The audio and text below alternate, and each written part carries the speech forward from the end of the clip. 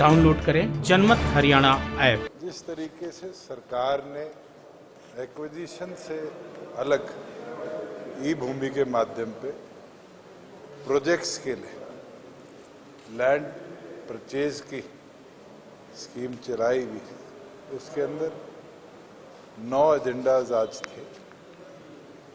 उन 9 में से 3 एजेंडाज को फार्मर के साथ आपसी सहमति से सेटल किया है, जिसमें एक तो बरसोड़ा सब माइनर का था, एक्सटेंशन का मामला है, क्योंकि उसमें पीछे भी एक्विजिशन हो रखी थी और सब माइनर को थोड़ा और आगे ले जाना था। तो लगभग 12.4 एकड़ लैंड आज फार्मर्स के साथ नेगोशिएट करी है।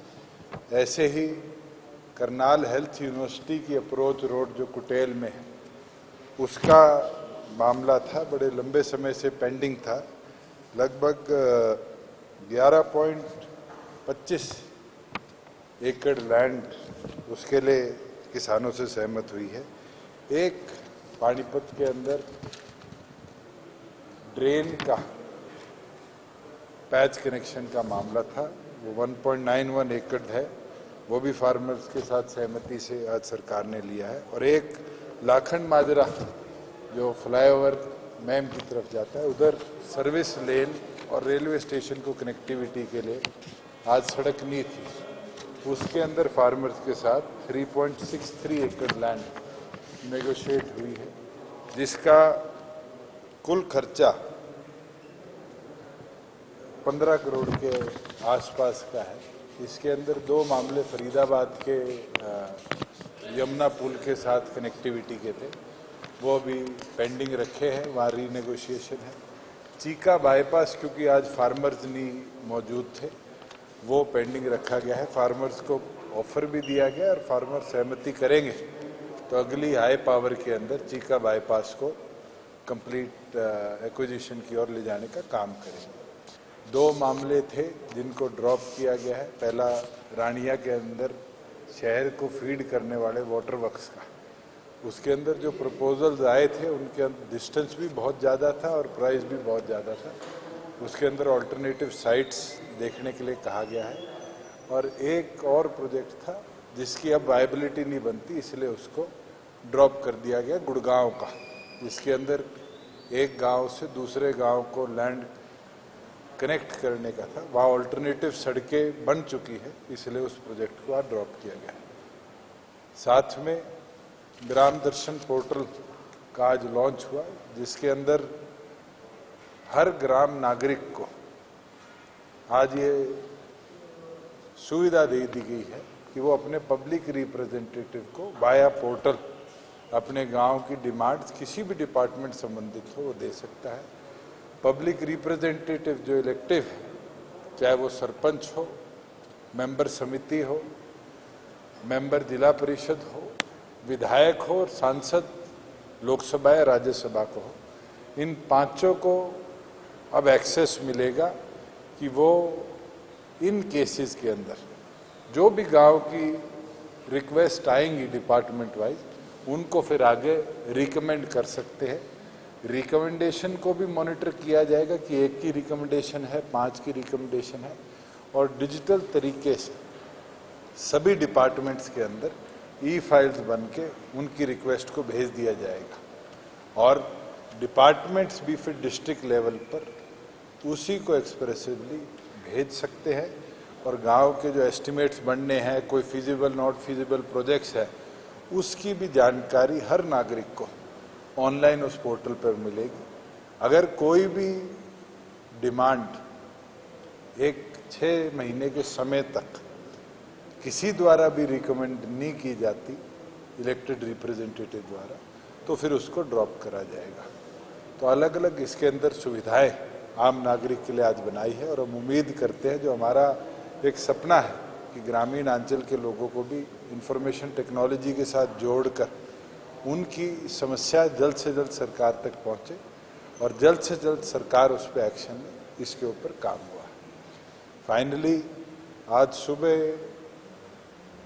हमारी जो Haryana enterprise and employment policy का बोर्ड है, उसकी बैठक थी, और उस बैठक के अंदर हमारे पास 4 मेजर एजेंडास थे। एक एजेंडा पिछली मीटिंग का प्रोसेस को अप्रूव करना, दूसरा महत्वपूर्ण एजेंडा था कि हरियाणा के अंदर JBM नामक एक कंपनी है, वो इलेक्ट्रिक बसेस का अपना असेंबली यूनिट लगा रही है, उनको आज बोर्ड ने अप्रूवल दिया है और बेनिफिट दिए जाएंगे। उसके साथ साथ एक एनरिच एग्रो है, जिनका टेन्योर प्रोक्योरमेंट का जो पिछली पॉलिसी में अप्रूवल था वो खत्म हो रहा था, उनको एक्सटेंशन 1 साल की दी गई है। और फाइनली एक GLS पॉली फिल्म्स बनाएंगी, जो मेजर काम एक्सपोर्ट ओरिएंटेड रहेगा, उसको भी इस पॉलिसी का बेनिफिट दिया गया है। और इसके अंदर वेरिएशन है, क्योंकि जो GLS का प्रोजेक्ट है वो लगभग 600 करोड़ और 625 करोड़ के लगभग का है। जो JBM का प्रोजेक्ट है ये लगभग 80 एकड़ में वो पलवल के अंदर प्लांट लगाएंगे, और ये प्लांट की आज के दिन जो कीमत बताई जा रही है वो अप्रॉक्सीमेटली आप मान के चलो 657 करोड़ की होगी। और जो पॉलीफिल्म का प्लांट है वो क्योंकि हमारे D ब्लॉक में लगेगा, इसमें बेनिफिशियल दुगने दिए जाएंगे। सभी लोगों को 10 साल तक पैन हरियाणा जो हमने 75% का हमारा वादा है उसको देखते हुए 48,000 रुपीज़ अगर कोई भी हरियाणा के एम्प्लॉयज़ को रखता है पॉलिसी के अकॉर्डिंग एक परसेंटाइल के ऊपर, तो 10 साल तक उसका बेनिफिट दिया जाएगा।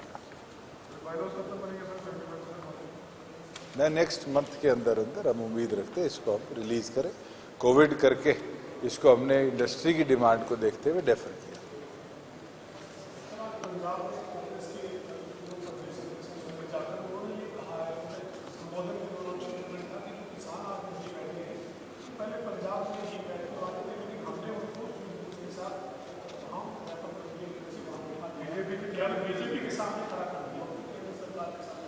चलो ये तो फिर ये तो हमारी कही भी बात सत्य बन गई कि अब ये आंदोलन किसानों का नहीं, राजनीतिक लोगों का है। और जिस तरह से इसको प्रेरित किया गया है, जिस तरह की गतिविधियां दिन प्रतिदिन मिलती है, मैं तो बारी बारी कहता हूं, इन आंदोलन को शुरू करने के 3 एजेंडा थे। मंडी बंद हो जाएगी, MSP खत्म हो जाएगी, किसान की जमीन पे कब्जा हो जाएगा। आप में से आधे कृषि क्षेत्र संबंधित परिवारों से आते हैं। मुझे बताइए, MSP मिला हर किसान को, पूरा मिला, खाते में मिला, और इंडियन हिस्ट्री में पहली बार है कि 100% किसान के खाते में पैसा अगर किसी ने दिया तो हरियाणा सरकार ने दिया, और मजबूरी वर्ष हरियाणा को देखते हुए पंजाब सरकार ने दिया। अगर मंडियों की बात करें तो मंडियां हमारी पीछे साल के गेहूं सीजन में जहां कोविड के बावजूद भी इतनी बेहतर तरीके से चली, इस बार उससे कम समय में उन्हीं मंडियों ने पिछली बार से भी ज्यादा गेहूं प्रोक्योर करने का काम किया। ना आड़ती की आड़त मरी, ना उसके लिफ्टिंग के चार्जेस मरे। और तीसरी चीज, किसान की जमीन पे कब्जा हो जाएगा। मैं तो आपसे पूछता हूं, कोई 1 इंच किसी किसान की जमीन पे कब्जा हुआ तो कोई बताने का काम करे? केवल मात्र बहकाने का काम किया गया था, और ये कांग्रेस का एक प्रोपोगेटेड एजेंडा था जिसको आज देश देख रहा है। आने वाले समय में बताएंगे।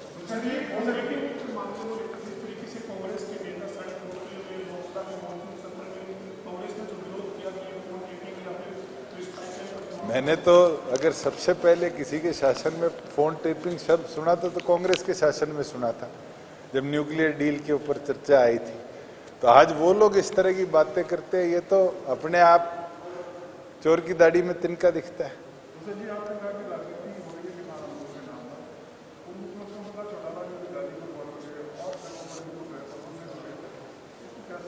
आप तो एक वरिष्ठ पत्रकार है, मुझे ये तो बताइए, अगर पूर्व मुख्यमंत्री, कांग्रेस के मुख्यमंत्री इस तरह की काम करते हैं तो क्या राजनीति हो नहीं रही? ये किसान के लिए जा रहे हैं, तो अपने राजनीतिक सूझबूझ को देखते हुए अपनी राजनीति चमकाने जाने का काम या चमकाने का काम लोग कर रहे हैं। और मैं तो निरंतर बोलता आ रहा हूं कि आज ये लोग किसानों के प्रति नहीं, ये तो किसानों के माध्यम से अपना एजेंडा क्लियर करवाने के प्रति काम कर रहे हैं। इंडस्ट्री डिपार्टमेंट भी आपके पास है, चैम्बर ऑफ कॉमर्स के कुछ लोग मुख्यमंत्री के लिए मिले थे, इंडस्ट्री से आप भी चर्चा कर रहे होते।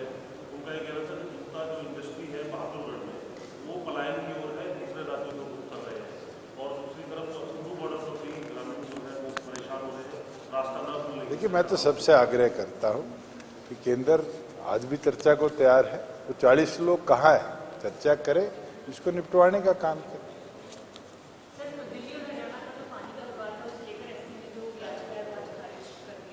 ये तो दिल्ली पानी, राजनीति के आगे, राजनीति के पीछे, हर हलचल को जानने के लिए हमारे YouTube चैनल जनमत हरियाणा को लाइक करें, सब्सक्राइब करें और अपडेट रहने के लिए बेल आइकन दबाना ना भूलें। देखते रहें जनमत हरियाणा, सच के अलावा कुछ भी नहीं।